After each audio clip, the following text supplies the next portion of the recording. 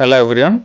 I am going to present a case of MIRRIZZI'S syndrome managed by laparoscopic approach. This 61 years old gentleman presented with jaundice and cholangitis. MRCP showed a mid-CBD stone. ERCP was done on the previous day. The stone could not be retrieved and we placed a stent within the bile duct and we are taking up the case for the definitive procedure on the next day. Now we are dissecting and analyzing all the adjacents to the gallbladder and we are approaching towards the common bile duct.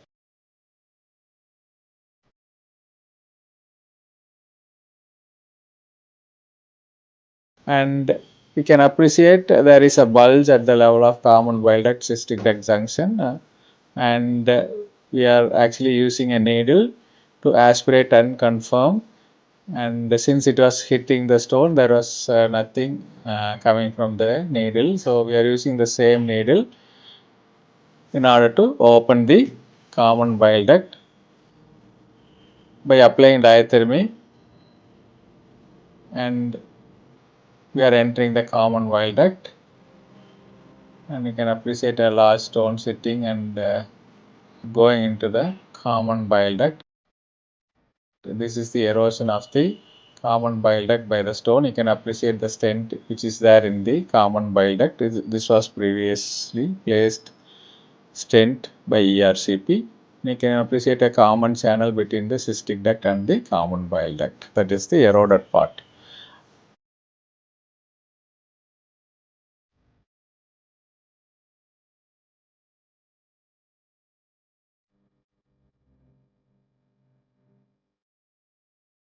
And now we are going to the gallbladder.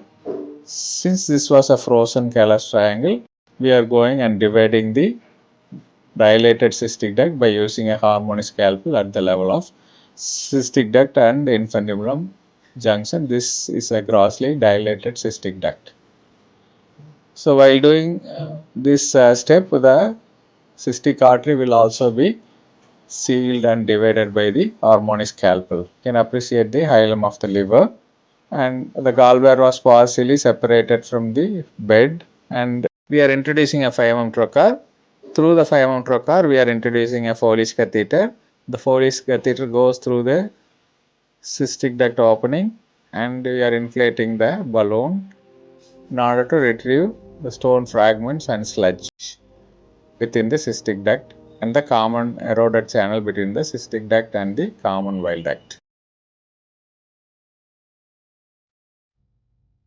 The same thing is repeated multiple times and the balloon will be introduced into the distal common bile duct as well as into the proximal hepatic duct, so that all the stones and fragments will be retrieved out.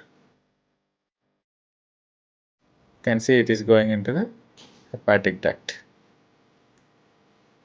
You can use stone extraction balloon also. Now we are introducing a polydactyloscope in order to confirm whether we have cleared all the stones from the bile duct.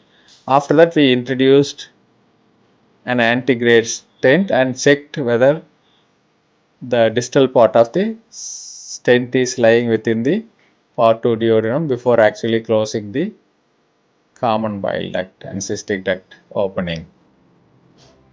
Finally, we are separating the gallbladder from the liver bed. This is a chronic cholecystitis case. You can appreciate the thick wall gallbladder.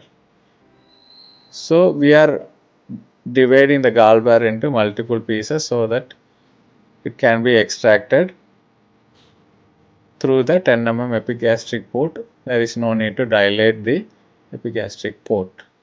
And finally, we are putting the stone into an endo bag and the stone is extracted through the epigastric port.